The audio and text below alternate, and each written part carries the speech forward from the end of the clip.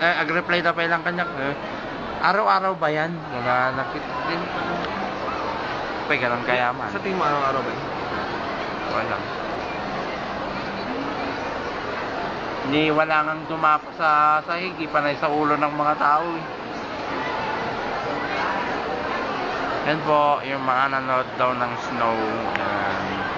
Si Wala naman silang napala. Wala naman silang napala. Snow ba yun? Hamog. Bitches! Haba-haba sana. Hindi, bukas sa balita yan, tol. I-edit nila, dadamihan nila. Hindi, alam mo kung anong meron dyan. Dumadaan na yung Black Nazareth.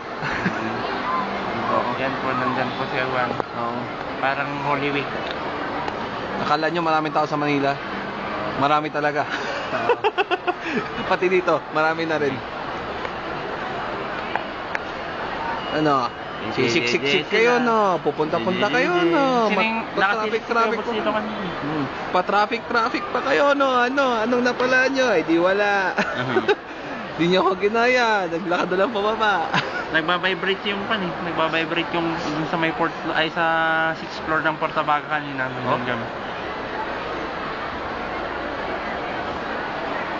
Ang ginawa na lang nila. Yan, ano yun? Street party. Yan ang street party. Oo. Street party ng paglalakad pababa ng session. Ang ginawa na lang sana nila, yung ngayong bawat poste, isang kahit blower, isang blower. Yan ang tawag yan sa lakad na to. Yan yung walk for a cause. Ang cause nila snow, pero wala sila na pala. Snow daw puta, mas marami pang snow yung freezer namin eh.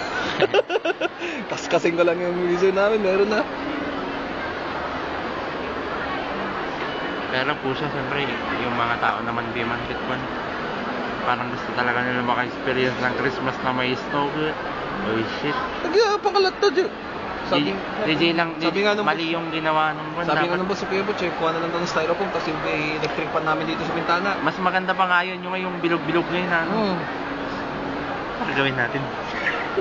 Pasok!